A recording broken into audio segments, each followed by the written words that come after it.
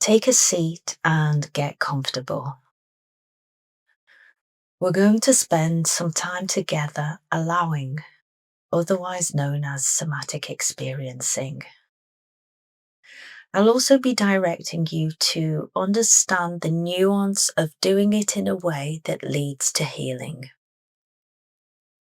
So here we go. Imagine you step outside your home into a storm. The weather is raging. The wind is wild and the rain is beating down hard.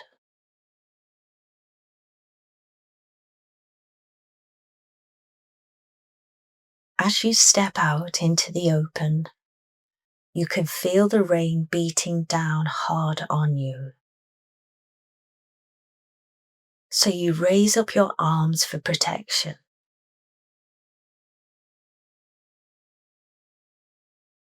There's also a wild wind that is thrashing you. So you hunch over and shield yourself from its whips. Your tense body braces against the elements, and you are cursing the fact that you don't have an umbrella or waterproofs. You're wondering why you didn't grab them as you left the house. And then you remember that you lent them to a friend and she never returned them. Why the hell did she not give them straight back to you? Any polite person would do that. Now, let's pause the scene as though time itself has stopped. Zoom out and imagine that you are sitting in a movie theatre watching this image on a large screen. Perhaps you're in a meditative position. But the main thing is that you're watching yourself and how you are reacting. Now look to the right of the screen, and you'll see me walk in on the stage, just in front of the screen. And I sit down and perhaps my legs are just hanging over the edge there. But we're looking at each other. And I'm here because together we're going to have a talk. And we're going to have a look at how you are responding to your emotions and sensations, which for this meditation we'll pretend are the wind and the rain.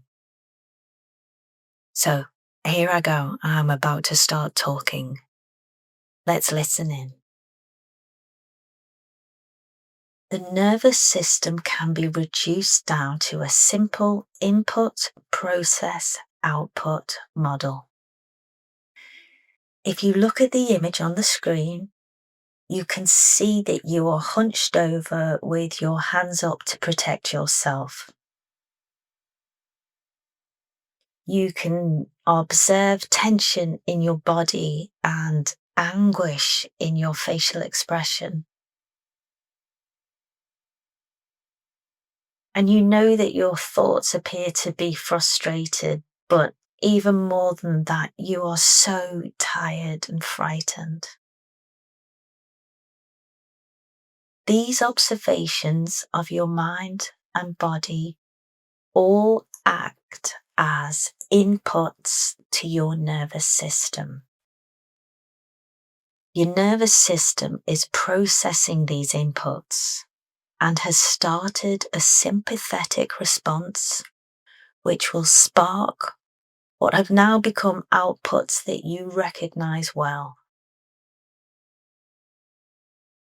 The outputs are many in number, but they do include muscle tension, surges of adrenaline and cortisol, and increased feelings of fear,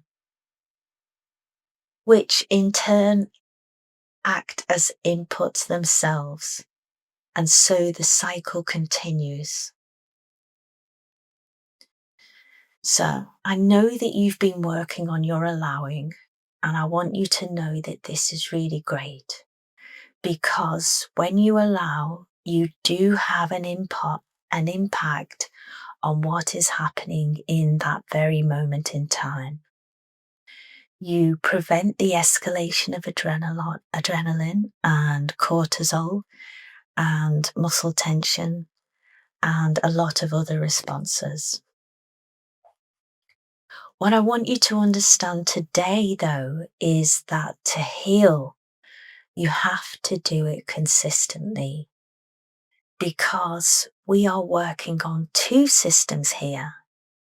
So the first is the short-term response, which is preventing further escalation of the nervous system in this moment in time. So in this example, it's the response of the nervous system to the hunching of the body, to the squeezing of the face, to the commentary in our head and our thoughts. That's the first system responding to its inputs. The second system is the long-term response. This is the updating of your subconscious to reassign the sensations as painful but not dangerous.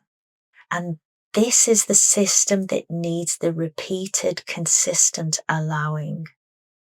It needs it to be consistent, sustained, repeated, believable allowing.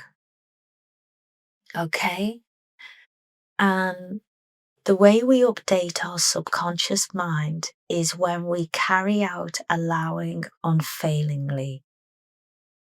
Then it has the lived experience it needs to downgrade the alarms. And just to note, the subconscious will not believe allowing that is really white knuckling. It's looking for the evidence that you no longer see the danger in what is happening.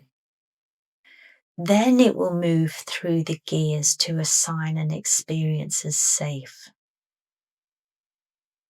And on another point to note, allowing does take time and it takes practice. You won't be very good at it to start with, and you may not feel really very safe. But with time and with repetition, you will get better, and this is all part of the process. And healing allows for that. The subconscious can still change its mind and downgrade its alarms with repeated experience that improves with time.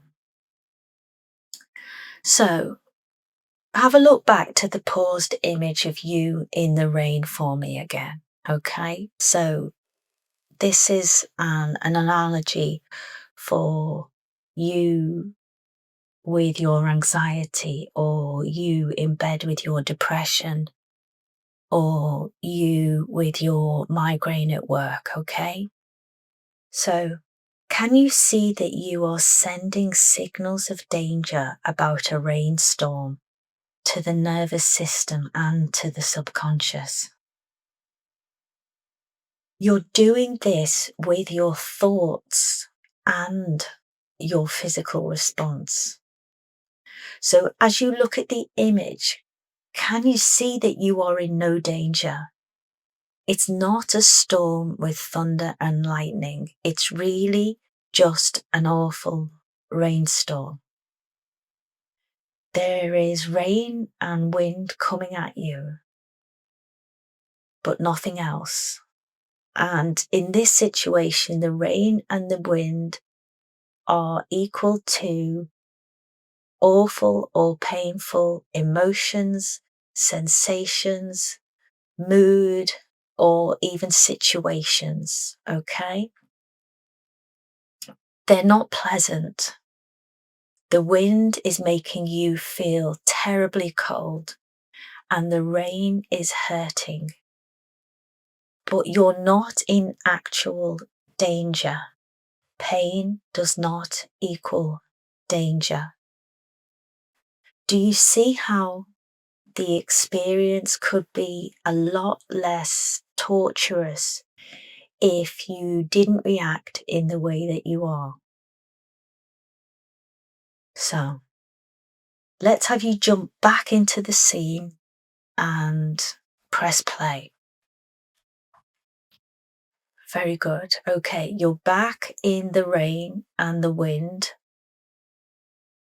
and you're remembering that these elements represent painful moods, emotions, and sensations in your body.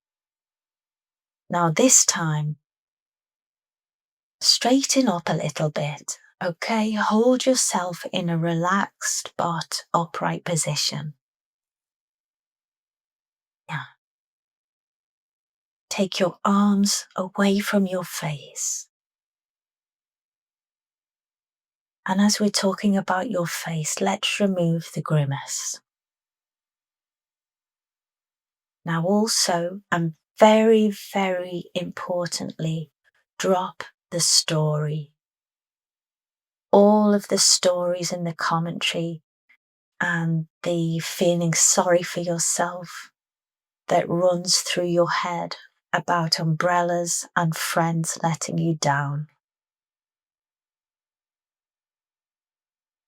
That's great. Now, can you see just how many powerful inputs we have removed from the equation? Our bodies are not mysterious or sinister. They work in ways that can be read about in biology and biochemistry type books. So I promise you that the inputs that you have just removed, the ones related to how you tense up and the thoughts in your head, will make the input process output model start to fall apart. They are the sustained inputs that do cause trauma, CPTSD, PTSD, anxiety, depression, neurosis, obsessions, compulsions, phobias, all of which, after a period of time, develop into chronic illness and chronic pain because we are experiencing such prolonged periods of increased adrenaline and muscle tension. So instead, just feel your pain.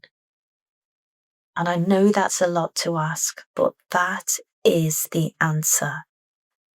And it is a path, and it will take time to practice. But what you'll start to realize is that you can handle the pain. It's the suffering on top that is a torment. Feel the sensations in your body with allowance and neutrality, meaning no story attached. That's what neutrality means. It means accept that pain is painful, accept that sadness makes you feel sad, accept that fear is frightening, accept that intrusive thoughts are frightening. Don't add the story. And I know that your mind is a busy bee. You know this too. So if it needs a job, give it the job of helping you to feel the sensations in your body. Ask your brain to place its awareness on the sensations in your body. so that you can feel the rain on your head. Let's feel it now together.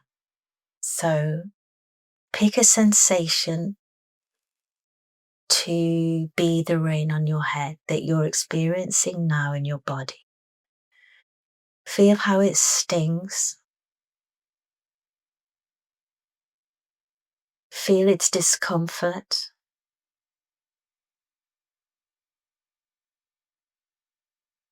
And I know sometimes when the storm really picks up, it can be so painful. But just remember the epiphany that painful, uncomfortable, sinister doesn't mean dangerous. So painful doesn't mean that you have to tense up or rev up your engine to brace or prepare in some way. Painful just means that you experience pain. So experience that pain that you are feeling right now. Whatever is the equivalent of the rain for you, imagine being awash with it, as if you are standing outside in a storm. Raise your chin, stand up straight, put your arms to the side and pull your shoulders back, and feel the anxiety, the fatigue, sadness, intrusive thoughts, sciatica, migraines, stomachache. Feel it.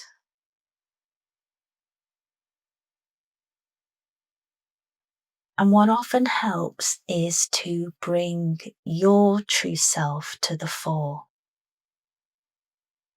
So as you stand in this rain and feel how painful it is, remember the calm, confident, and courageous person you are. The suffering that you live with, wow, it takes such a courageous person to walk through life with that suffering. And what I'm telling you is a way to remove the suffering part and to only have to deal with the pain and the discomfort. I'm telling you that it's not dangerous and that with time, it will fall away. If that calm, confident, and courageous person can deal with everything that you've had to deal with in life, you can deal with the pain. You know this is a pathway of healing that is not quick. You're at the bottom of the mountain, but the mountain does have a top, and your true self will get you there. Very good. Now, your beautiful, clever, busy bee brain tells you that it's not just the rain that you can feel. You also feel lots of different painful sensations, such as the cold seeping into your bones.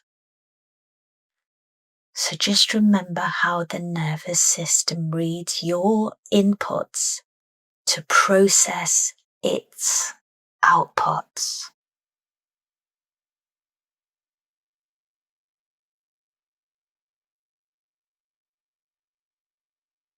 Good. So now you know that the next step is just to feel the discomfort of the cold and the pain of the rain beating down on you.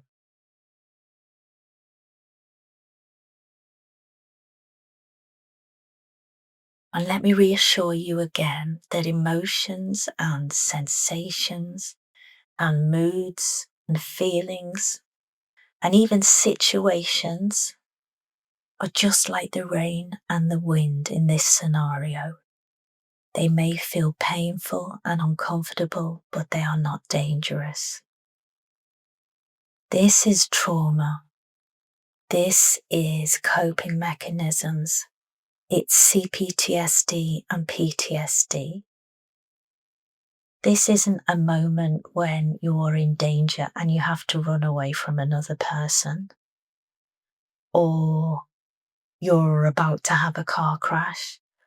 You'll know when the lion is in the room, and it's not in the room in these situations.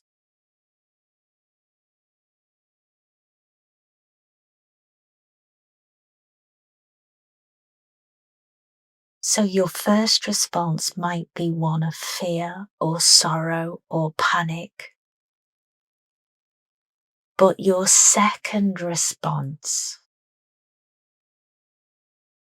is when you instead drop your headquarters down from your mind and reposition it into your body so that your headquarters is now in place to feel sensations. Because sensations and feelings are there to be felt. You're not under attack, so there's no need to act or think that way. You are in pain. You're suffering, and that's very different.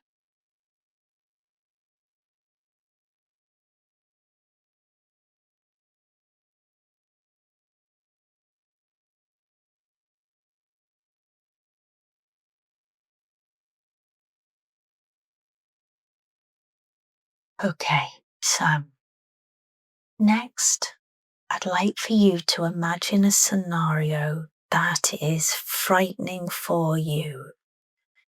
It might be getting out of bed, or even staying in bed, having to spend another day in bed. It might be leaving the house, or driving the car, or having to talk or interact with a certain person. Imagine now walking into that situation with your rain cloud and the wind. That means feeling the feelings that start to arise when you get out of bed or leave the house or drive the car. Bring those emotions forward. Imagine the rain and the wind swirling around you. Take a moment to set up the scene in your imagination now, complete with the sensations in your body.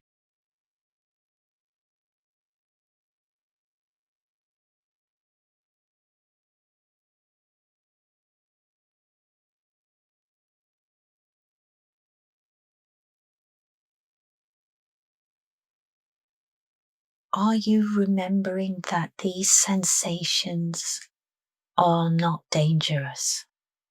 There's no need to tense up or brace yourself. There's no need for your brain to tell you stories that aren't true, stories that catastrophize, or very often stories that crystal ball gaze future events that have not yet happened. If you spend your life planning for the apocalypse, And I mean that very sincerely. When we have trauma and PTSD and CPTSD, we are preparing for the apocalypse with the inputs that we are providing to our nervous system. It won't be a very good life that we're living. And you know what? There's no consistency or promises in life. So if one day your version of the apocalypse does arrive, then you just deal with it together when it arrives. And you will be so much healthier and happier and better equipped to do so if it does. And back to the example. I'll use the car, but you set the scene for what triggers you. So I'll say, imagine driving whilst you're feeling painful sensations, and you take it from there with your example. Bring that image forward for a moment.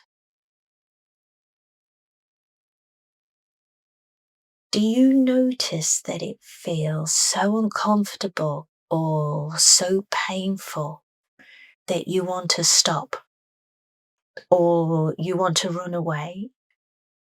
Perhaps you want to go back to bed, have a drink, or eat chocolate. You know what you do in these situations when it's so unbearable. There's something that you do or something that you don't do.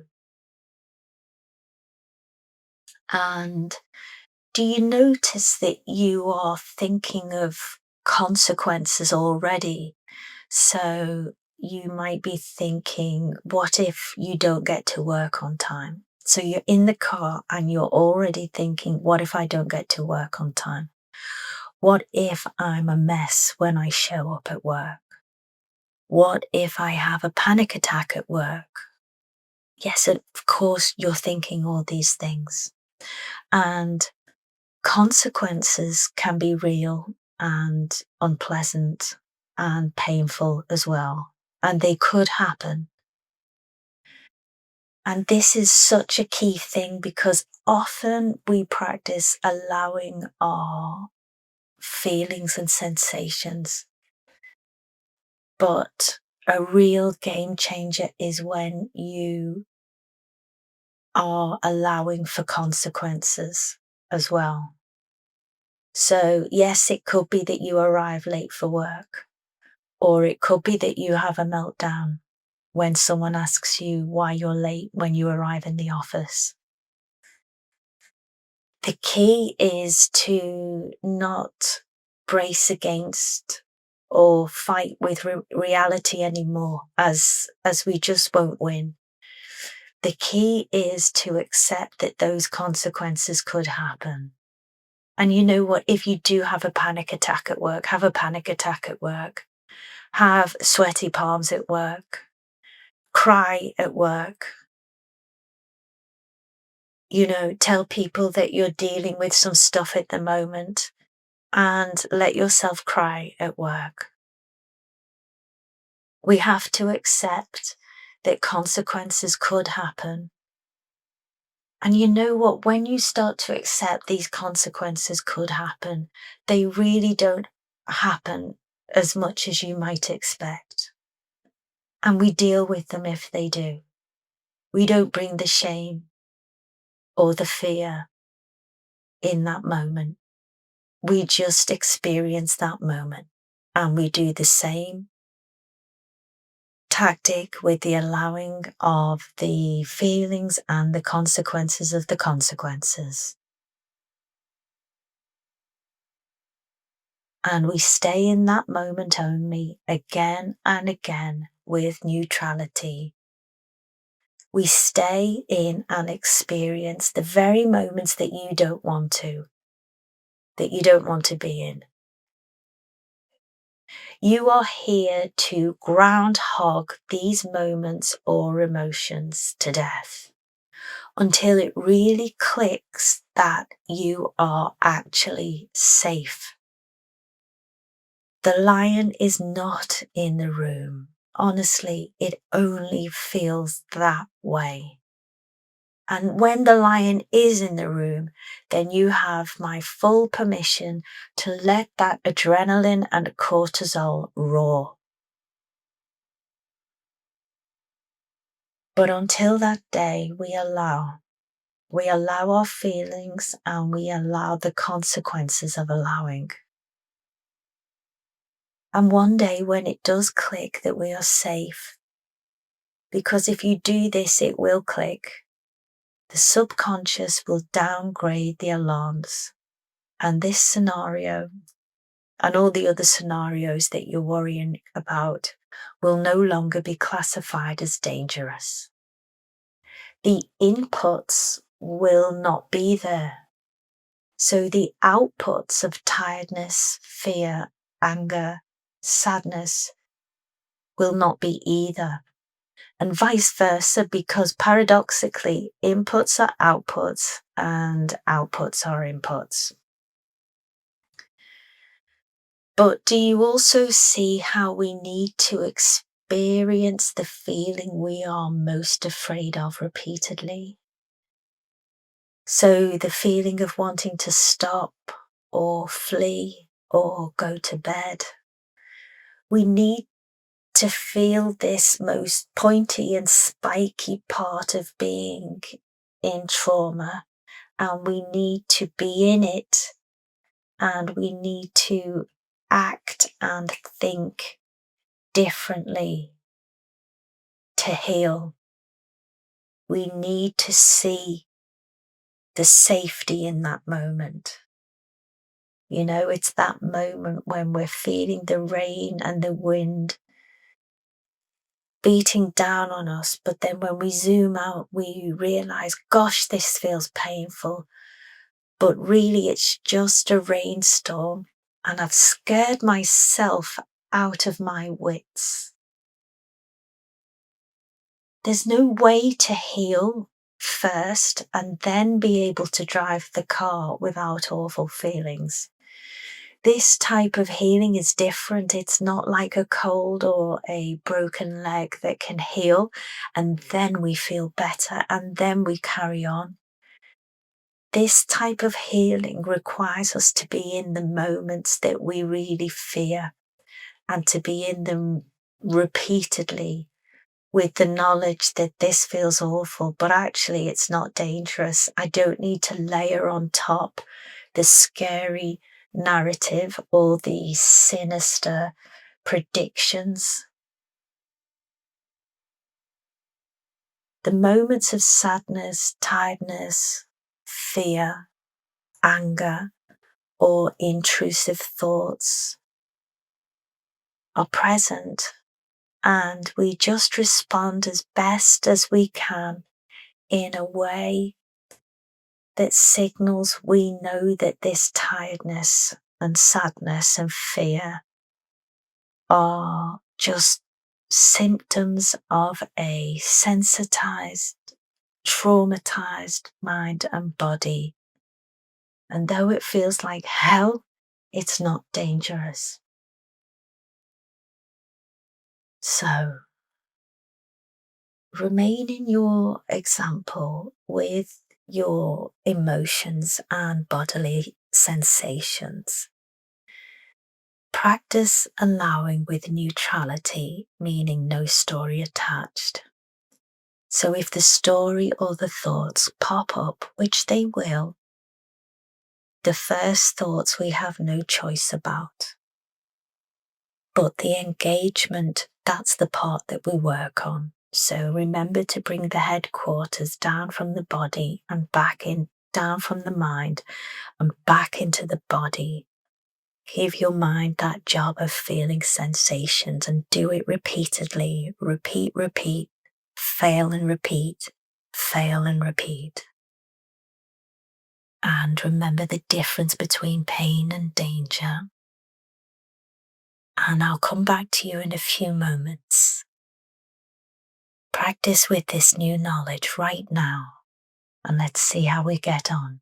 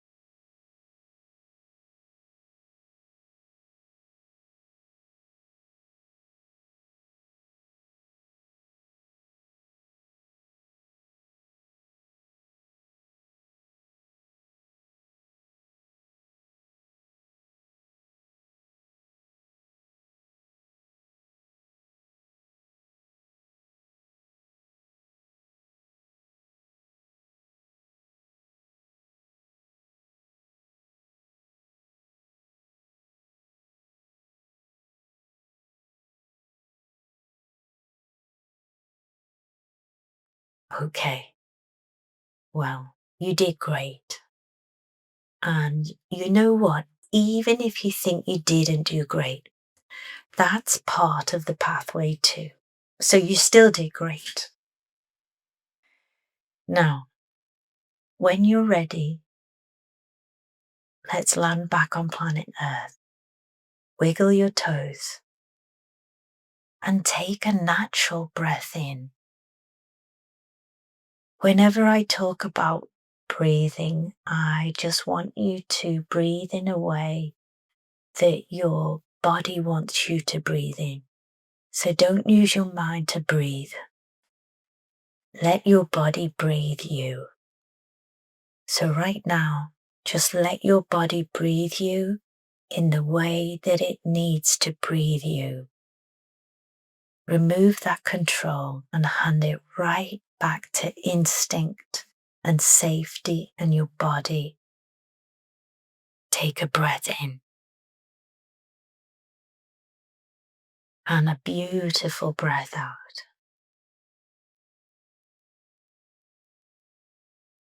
Become aware of the room around you, whilst staying in touch with the calm, confident presence of your own true self.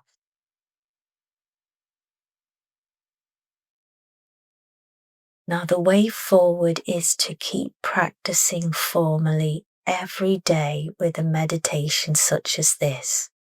If you don't have a lot of time, pick the shortest one or sit down and create your own for 1 minute, 2 minutes, 3 minutes, 5 minutes. But try to do a formal meditation every day. And then also practice out there in the real world, where if you do, you will score extra air miles for the flight to contentment. You will learn so much out there in the wild, and it's in the wild with people and circumstances that you heal.